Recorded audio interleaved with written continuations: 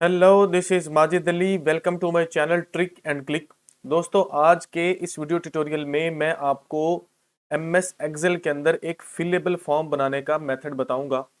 Mostly हम लोग क्या करते हैं, जब हमें कोई भी फॉर्म बनाना होता है, जैसे कोई पार्टिसिपेशन फॉर्म है, कोई एप्लीकेशन फॉर्म है, जो कि हम ये चाहते हैं कि उसी डॉक्यूमेंट के अंदर ही हम फिल कर सकें, उसके लिए हम एमएस वर्ड को यूज़ करते हैं। जैसे मैंने यहाँ पर एमएस वर्ड का एक फॉर्म बनाया हुआ है, लेकिन यहाँ पर हमें एक प्रॉब्लम फेस करना पड़ती है। जैसे मैं यहाँ पर नेम लिखना चाहता हूँ, मैं जाकर कोई भी नाम लिखता हूँ, तो मेरा नाम कभी भी ठीक से उसके अंदर सेट नहीं आता। जैसे यहाँ पर ये देखिए, कुछ इस तरह से मुझे प्रॉब्लम फेस करना होती है।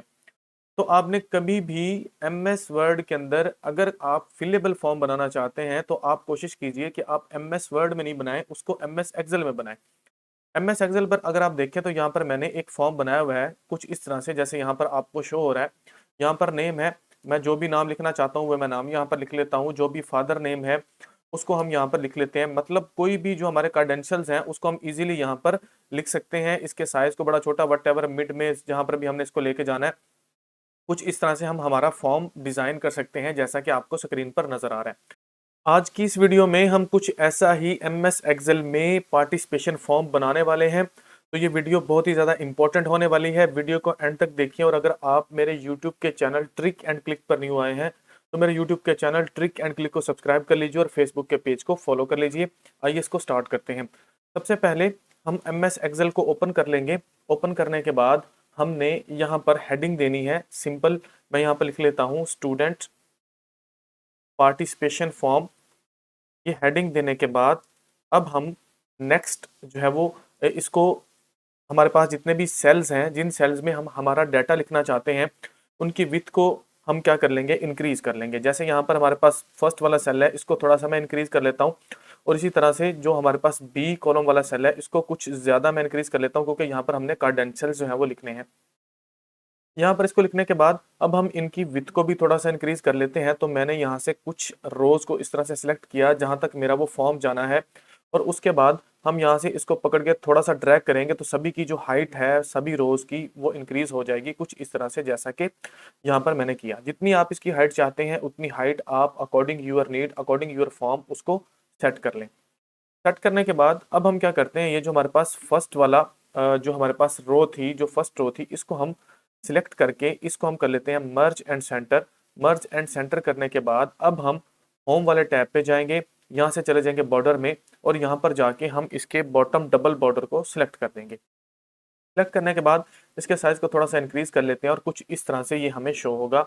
इसकी जो हाइट है उसको भी थोड़ा सा इंक्रीज कर लेते हैं, इसके साइज को थोड़ा सा इंक्रीज कर लेते हैं, और अब ये हमारे पास हेडिंग बन चुकी है। मजीद जितनी आप इसकी विथ देना चाहते हैं कॉलम्स की, उतनी आप कॉलम्स की विथ यहाँ पर दे सकते हैं। अब हमने नेक्स्ट काम क्या करना है, हमने जो हमारे पास ए वाला सेल था, यहाँ पर हमने सभी डाटा जो हमें चाहिए उसकी जो है इंफॉर्मेशन के लिए यहाँ पर हम लिखते हैं। जैसे यहाँ पर मैं लिख लेता हूँ स्टूडेंट नेम, या सिर्फ ही लिख लेते हैं नेम। उसके बाद मैंने कॉलन लगाया, नेक्स्ट सेल में चला गया, यहाँ पर जाके लिख लेते हैं फादर नेम। फादर नेम को लिखा, कॉलन लगाया, इंटर को प्रेस करेंगे तो नेक्स्ट सेल में चले जाएंगे। थर्ड नंबर पर हमें चाहिए स्टूडेंट का रोल नंबर।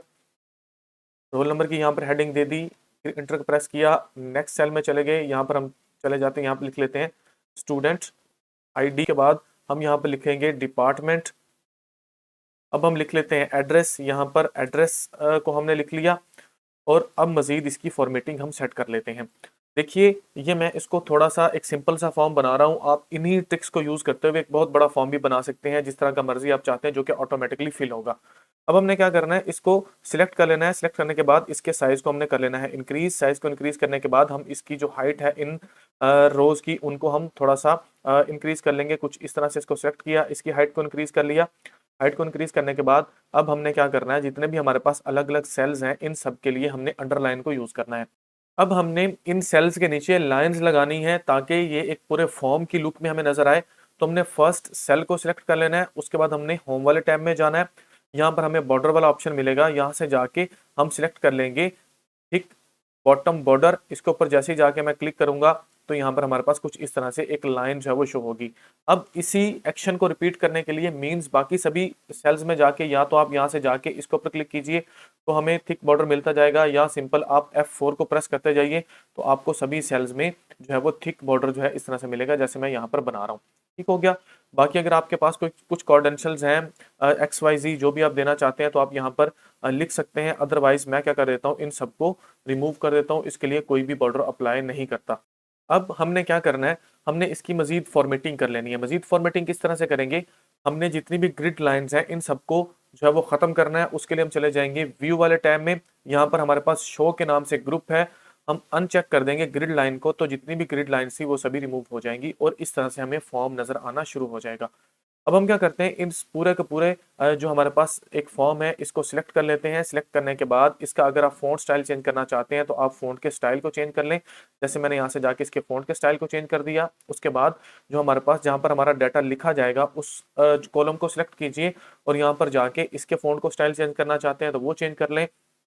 इसकी अलाइनमेंट को हम कर लेते हैं मिडल में। उसके अलावा इसके फ़ॉन्ट स्टाइल को हम इंक्रीज़ कर लेते हैं और अब हम यहाँ पर कोई भी डाटा जो भी लिखना चाहते हैं हम यहाँ पर लिखेंगे। जैसे यहाँ पर मैंने नाम लिखना था तो मैंने यहाँ पर लिख लिया नाम। उसके बाद नेक्स्ट सेल में चला गया, फादर नेम मैंने लिखना है तो हम फादर नेम लिख लेते हैं। इसी तरह से सो ऑन। तो ये देखिए अब हमारे पास ऑटोमेटिकली एक फिलेबल फॉर्म जो है वो हमें मिल रहा है। इसको यूज करते हुए, इस छोटे से ट्रिक को यूज करते हुए हम कोई भी एप्लीकेशन फॉर्म, कोई भी पार्टिसिपेशन फॉर्म जिसको हम उसी सॉफ्टवेयर में डॉक्यूमेंट में फिल करना चाहते हैं वो हम बना सकते हैं। तो हमेशा इस ट्रिक को यूज करते हुए MS एक्सेल में अपना फॉर्म बनाइए। मजीद इस तरह की ट्रिक्स वाली वीडियोस को देखने के लिए मेरे यूट्यूब के चैनल ट्रिक एंड क्लिक को सब्सक्राइब कीजिए और फेसबुक के पेज को फॉलो कीजिए। Thank you so much.